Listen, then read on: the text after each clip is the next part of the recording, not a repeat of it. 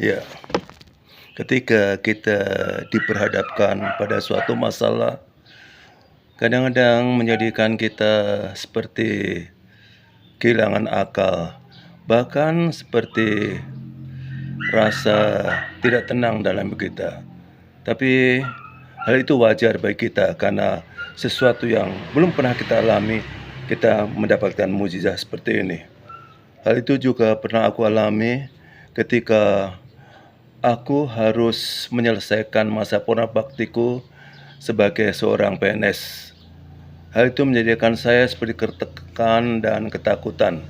Setiap saya ingat tanggal 13 Juli, di mana saya harus berakhir masa pensiun itu, saya seperti ketakutan dan takut sekali. Tapi puji Tuhan, ada seorang yang selalu memberikan dukungan, yaitu istri saya. Betapa tidak saya merasakan takut itu ya. Anak-anak saya masih 3 belum selesai semua. Duanya masih di perguruan tinggi dan yang terakhir masih duduk di kelas 1 SMP. Saya membayangkan sekiranya aku pensiun, apakah aku cukup mendanai kehidupan anak saya? Sebagai seorang kepala samsat, saya mendapatkan fasilitas banyak sehingga saya mampu menunjukkan itu. Dan itulah yang saya alamin sehingga saya merasakan seperti sesuatu yang tidak bisa saya lakukan.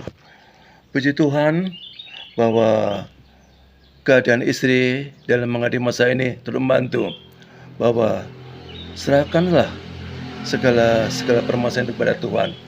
Dan saat itu istri saya mengatakan, dekatlah kepada Tuhan.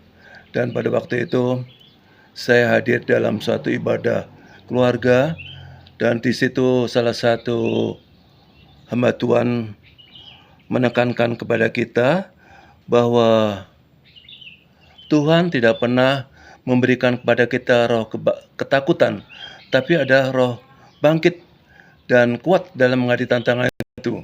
Akhirnya saya berpikir, betul juga ya, kalau sudah lama menghadapi seperti ini dan saya tidak bangkit, apa jadinya? Akhirnya lambat laun saya bisa menata diri saya dan saya mulai berusaha untuk membuka jasa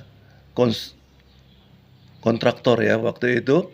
Padahal sama sekali saya tidak berpengalaman dan saya mencoba untuk mendalami hal itu. Dan saya juga selalu berkonsultasi dengan teman-teman saya, apakah dengan modal sekian juta kita bisa cukup mampu mendirikan suatu CV. Teman saya mengatakan, itu tidak usah dengan modal, cukup buat surat izin perusahaan aja. Akhirnya saya coba, dan setelah saya coba, saya konsult lagi kepada teman, bagaimana? Ya sudah, Bapak tinggal kerja aja. Maksudnya, ya Bapak door to door ke dinas-dinas untuk cari proyek. Disitulah saya mulai terpikir. Dan saya merasa bahwa, seperti beban sekali ya.